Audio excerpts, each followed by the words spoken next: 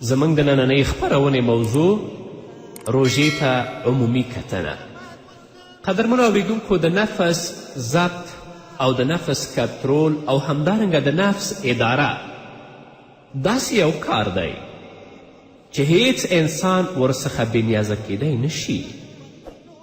باید د هر انسان نفس کنترول وي او هغه د دې په اختیار کې وي، ځکه چې د هر عقل او ضمیر لرونکی انسان په ښه توګه پوهیږي که چیرې هر انسان د خپلو خواهشاتو واګي په هر میدان کې آزاد پریږدي او وغواړي خپلو ټولو نفساني غوښتنو ته عملي جامه ور واغوندي، نو بې له شکه د بشریت ژوند د ځمکې پر مخ د څو ورځو په بهیر کې پای ته رسیږي. بس ژوند به بیا حیواني ژوند وي، هلته به انسانیت د سره نه وي. او که انساني ژوند د ځمکې پر مخ د څو ورځو په بهیر کې پای ته هم ونه رسیږي، لږ تر لږه داسې بڼه به غوره کړي چې د هر چا لپاره به د زغم وړ نه وي. د ژوندانه ډګر به د بشریت لپاره تنګ شي. د نړۍ موجود واقعیت په کامل وضاحت سره موږ ته دا راښایي چې بشر او انسان د هغو بندیزونو او مقرراتو نه د نه پابندي په نتیجه کې چې باید مراعات او عملی یې کړي د څومره ستونزو او سرګردانیو سره مخامخ شوی دی.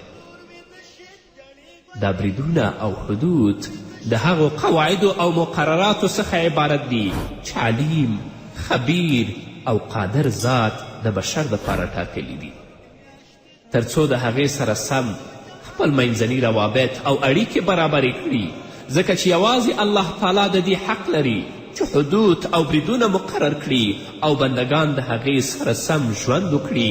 یوازې الله تعالی د امر او نهی واکدار دی. یوازې هغه ذات د هر چا نه زیات علیم، حکیم او رحیم دی. د اسلام سپیڅلی دین یوازینی دین دی چې کولی شي انساني نفس ته په سمه توګه لارښوونه وکړي او د هغه شهوات او خواهشات د نظم او کنترول لاندې راولي، او داسې کامل نظام دی چې د ټولو مصلحت پکې خوندي دی. نو له دې کبله یوازینۍ نوراني لاره ده چې باید ټول انسانان د دې سره سم حرکت وکړي.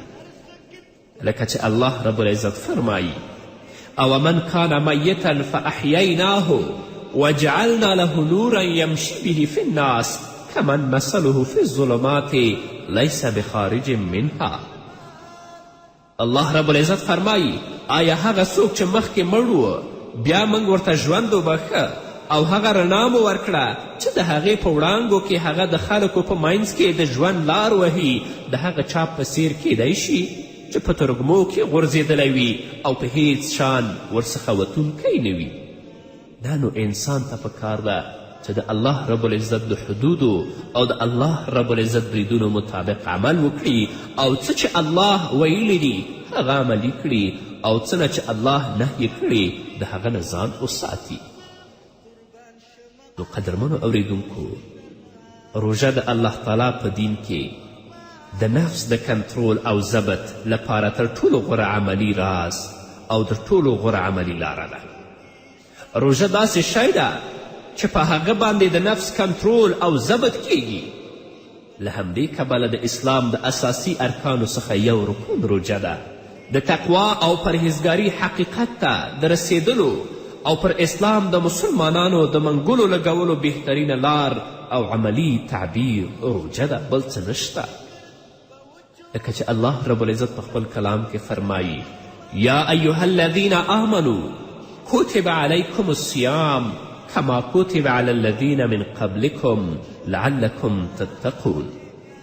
الله وایي: ای مؤمنانو، پر تاسې روژه فرض کړې شوې ده لکه چې له تاسې نه د مخکې د نورو پیغمبرانو علیهم الصلاة والسلام په امتیانو او پیروانو باندې فرض شوې وه. دا د دې لپاره فرض شوې چې په تاسې کې د پرهیزګاري او د تقوا صفت پیدا شي. نو پورتنی آیت دا بیانوي چې روزه یو الهي فریضه ده او په ټولو آسماني ادیانو کې موجوده وه او د اسلام سپیڅلی دین چې د الله تعالی آخرنی دین دی او د ټولو ادیانو خلاصه او ناسخ دی، روژه یې په کامل او پوره ډول فرض کړې ده چې د ټولو مخکینیو روژو ختموونکې او منسوخ کوونکې ده.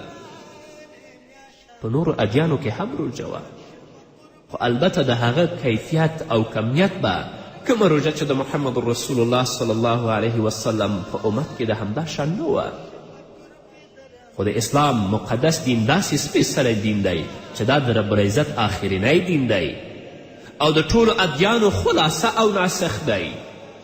نو په مخکې امتونو کې چې کومه روژه وه دا د هغه دپاره ختموونکی او منسوخ کوونکی دی. له همدې کبله په بشپړه توګه پوره او کامله روژه د اسلام په سپېڅلي دین کې وینو چې د خپل واقعیت، آسانی، ګټو، فایدو او هغو نیکو اغیزو چې د انسان په ټولنیز، اخلاقي او عملی ژوند کې لري.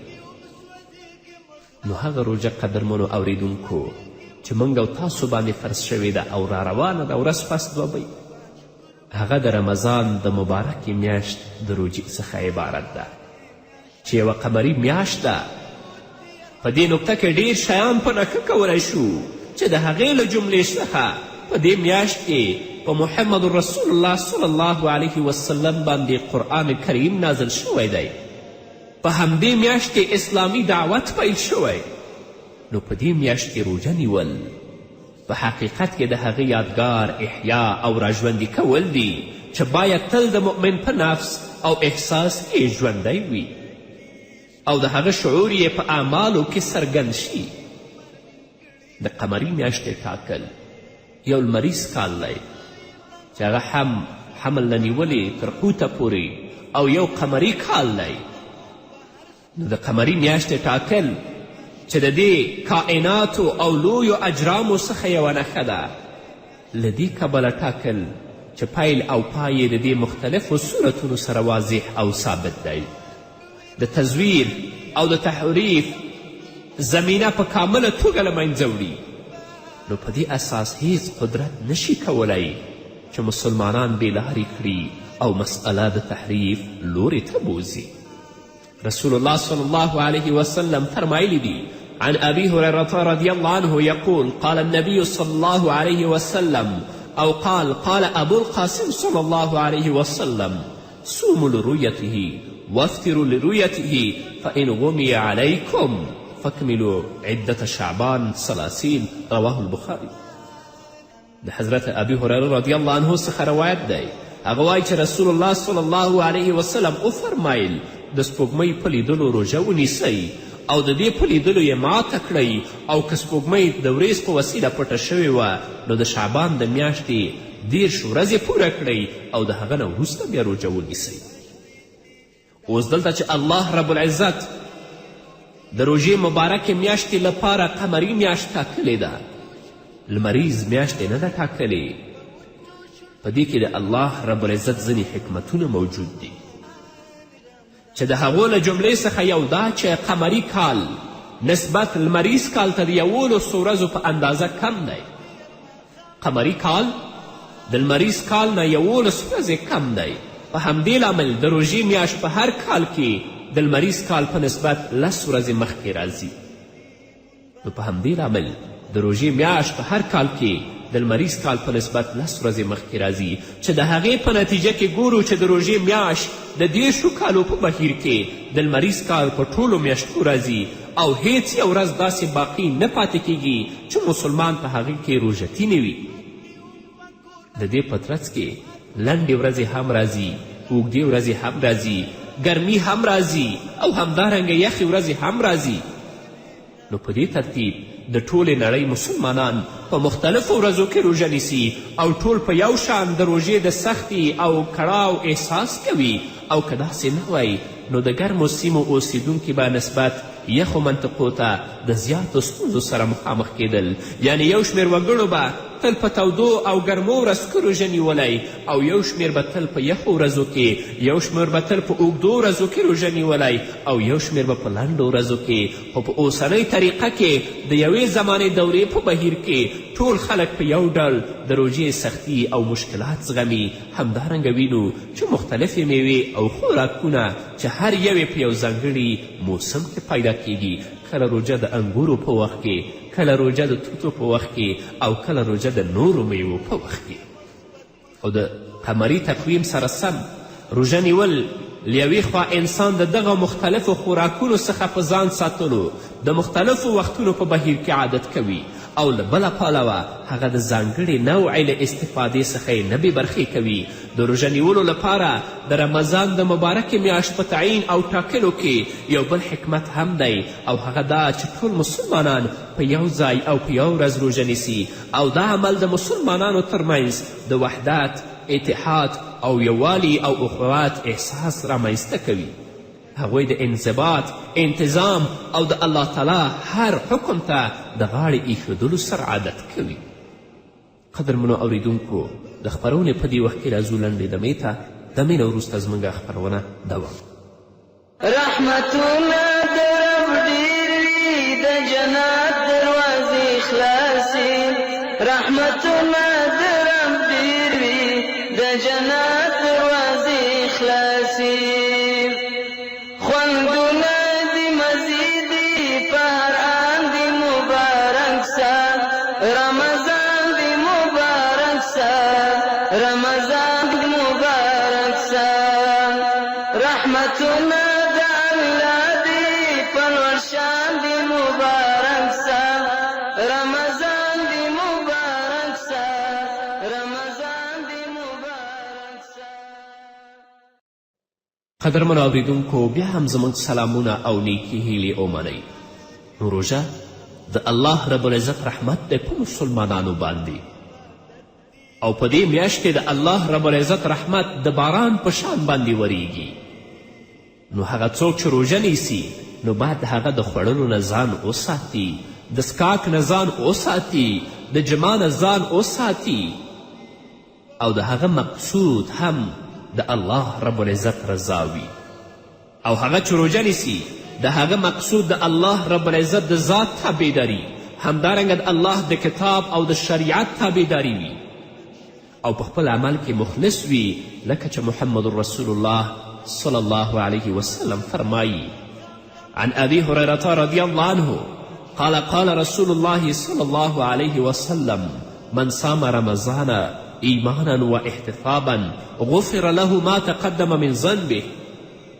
حضرت ابی هریره رضی الله عنه فرمایي چې محمد رسول الله صلی الله علیه وسلم وفرمیل: څوک چې د روزې میاشت په ایمان او د ثواب په نیت ونیسي د هغه ټول مخکیني ګناهونه بخښل کیږي.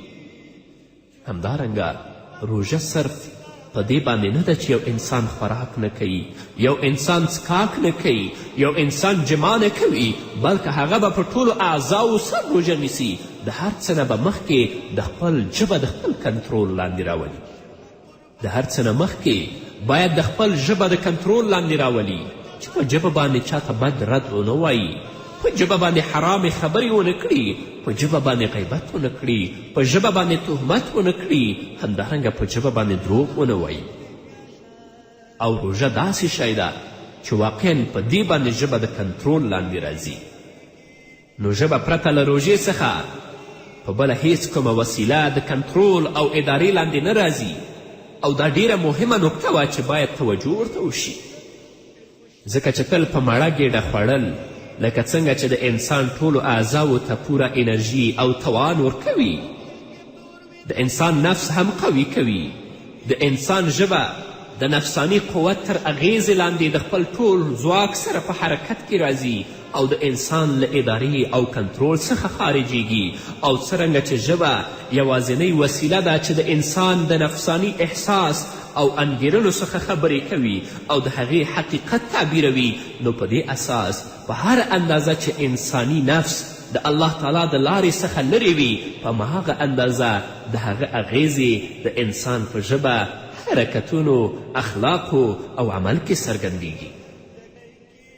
د غذا او خوراک څخه ځینې وخت د نفس منع کول د هغې د ضعف او کمزوري سبب ګرځي او نه پرېږدي چې په هره غلطه لاره قدم کیږي. په دې ترتیب په یو کامل ریاضت کې ځان نیسي او نیغې لارې ته برابریږي. او دا د روژې تر ټولو ستره عملي اغېزه چې د دې مظهر له ناوړه عملونو څخه د انساني نفس ځان ساتل دي، لکه چې محمد رسول الله صلی الله علیه وسلم فرمایلی: عن ابي هريره رضی الله عنه قال قال رسول الله صلى الله عليه وسلم من لم يدع قول الزور والعمل به فليس لله حاجة في أن يدع طعامه وشرابه. رواه بخاري. رسول الله صلی الله علیه وسلم فرمایلی څوک چې د روژې په مبارکه میاشت کې دروغ پرېنږدي او په دروغو باندې عمل پرېنږدي نو الله رب العزت دې ته حاجت نه لري چې هغه خوراک او څښاک نه کوي. یعنی روژه صرف د دې نه عبارت نه ده چې یو سړی د په روژه کې خوراک او څښاک نه کوي، بلکې لکه څنګه چې په روژه کې دا خوراک نه کوي، په روژه کې څښاک نه کوي، همدارنګه په روژه کې به دروغ نه وایي، په روژه کې به غیبت نه کوي، په روژه کې به حرامو خبرو ته خپل ژبه نه اوږدوي او همدارنګه په دې ټولو باندې به عمل نه کوي. او که څوک په ګیډه باندې وږی او تږی وي خو د خپل ژبه له دروغو نه نه وي منع کړې، خپله ژبه د حرامې وینا نه نه وي منع کړې او د حرام عمل نه د خپل غړي او اعضا نه وي منع کړي، نو هغه لپاره د روژې نه کم ثواب نشته مګر صرف دا چې د هغه ګیډه به وږې او تږي وي. لکه چې محمد رسول الله صلی الله علیه وسلم فرمایلی دي عن ابي هريره رضی الله عنه قال قال رسول الله صلى الله عليه وسلم رب صائم ليس له من صيامه إلا الجوع ورب قائم ليس له من قيامه إلا السحر. رواه ابن ماجه. حضرت ابي هريره رضی الله عنه فرمایی چې رسول الله صلی الله علیه وسلم وفرمیل ډیر روژه نیونکي داسې دي چې د روژې څخه ورته یوازې تنده رسیږي او ډیر د شپې لمونځ کوونکي داسې دي چې د خپل قیام یوازې بېخوبي ورته رسیږي.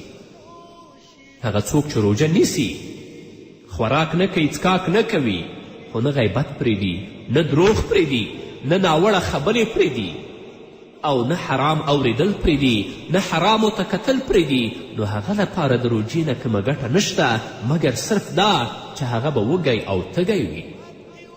او هغه انسان چې ټوله شپه د الله په عبادت او د الله په طاعت کې مصروف او مشوي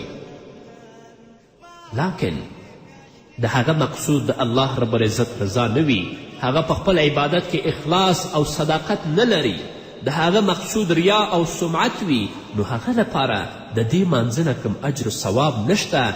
رسول الله وایي الا السحر مګر دا چې هغه به ستړی او ستومانه وي، بېخوبه به وي. نو الله رب العزت دې موږ ته توفیق راکړي چې د روژې آداب، د روژې شرایط، د روژې احکام ټول مراعت کړو او کوم عبادت یا په ورځ کې یا په شپه کې چې کوو زموږ مقصود په هغه کې د الله رضا وي، د الله رب العزت خوشحالول وي او زموږ عبادت د الله لپاره وي چې الله رب العزت موږ د خپل عبادت نه بېبرخې نه کړي.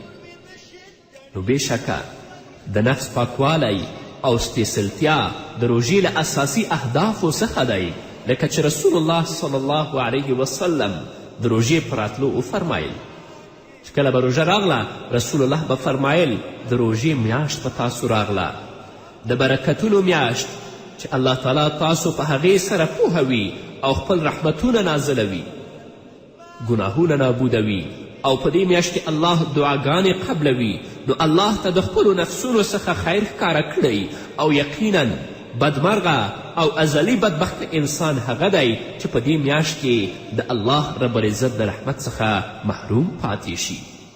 نو روژه د انسان د نفس لپاره د الله تعالی پر اطاعت د استقامت او صبر تر ټولو غوره عملی تمرین دی او د انساني ارادې قوت پیاوړی کوي، خو په دې شرط چې مقصود دلته د الله رب العزت رضا وي او په هغه کې اخلاص او صداقت وي. د روژې میاشت به چې کله راغله رسول الله صلی الله علیه وسلم به آواز کوه چې دا د برکتونو میاشت ده او دا هغه میاشت ده چې په دې کې الله رب العزت تاسې د خپل په رحمت کې رانغاړي او الله رب العزت خپل رحمتونه نازلوي. په دې میاشت کې الله ګناهونه نابودوي، خو د چا ګناهونه؟ هغه څوک چې روژه نیسي او د تضرع او عاجزي لاسونه الله ته پورته کوي او د خپلو ګناهونو بخښنه او مغفرت د الله نه غواړي. دا هغه میاشت ده چې په دې کې الله دعاګانې قبلوي، خو د هغه چا دعا چې هغه روژه په ټول اخلاص او صداقت او په پوره نیت سره ونیسي. دا نه چې په خولې باندې خوراک او څښاک نه کوي، نور چې هر فحشا او بدبختي په ژبه راځي هغه وایي، او هر فحشا او بدبختي په سترګو ګوري او په غوږونو یې اوري. د دې دعا الله نه قبلوي او الله د دې ګناهونه هم نه معاف کوي. رسول الله صلی الله علیه وسلم فرمایي چې تاسو خپل رب ته د خپلو نفسونو څخه خیر ښکاره کړئ. فأروا الله من انفسکم خیرا. او بدبخت انسان به هغه وي چې په هغې باندې د روژې مبارکه میاشت تیره شي، بیا هم په دې میاشت کې هغه د الله رب العزت د رحمت څخه محروم پاتې شي. الله رب العزت دې موږ د خپل رحمت څخه نه محروموي. راشئ چې دې میاشت ته تیاری وکړو او په پوره اخلاص او صداقت سره د دې میاشتې روژه ونیسو چې الله رب العزت په دې میاشت کې زموږ ګناهونه معاف کړي او الله رب العزت په خپل رحمت او مغفرت کې موږ راونغاړي. کنی هغه چاته چې په دې مبارکه میاشت کې هم بخښنه ونه شي، نو رسول الله وایي چې هغه به ازلي بدبخته وي. الله دې موږ د بدبختي نه وساتي. الله رب العزت دې زموږ خویندو او ورونو ته په دې میاشت کې د طاعت او عبادت توفیق ور په برخه کړي، تر څو چې د الله رب العزت د رحمت او د الله رب العزت د مغفرت نه ناهیلې او محرومه پاتې نشو. په دې هیله نو قدرمن اورېدونکو، ځان لپاره، تاسو لپاره او د ټولو مسلمانانو لپاره د نیک اعمال توفیق د رب العزت نه غواړم او ثبات او استقامت په دې میاشت کې د الله په طاعت او عبادت باندې هم د ټولو مسلمانانو لپاره د الله نه غواړم چې الله موږ ته ثبات او استقامت او صبر راکړي چې دا میاشت ډیره په ښه طریقه په اخلاص او صداقت سره ونیسو او په دې میاشت کې د خپل وس او د طاقت په مطابق د الله رب العزت طاعت او عبادت وکړو. نو دا وه زموږ نننۍ خپرونه چې ستاسو درانه حضور ته وړاندې شوه. تر بلې خپرونې پورې تاسو ټول په پاک رب سپارم. ښاد، بریالي او کامیاب اوسئ.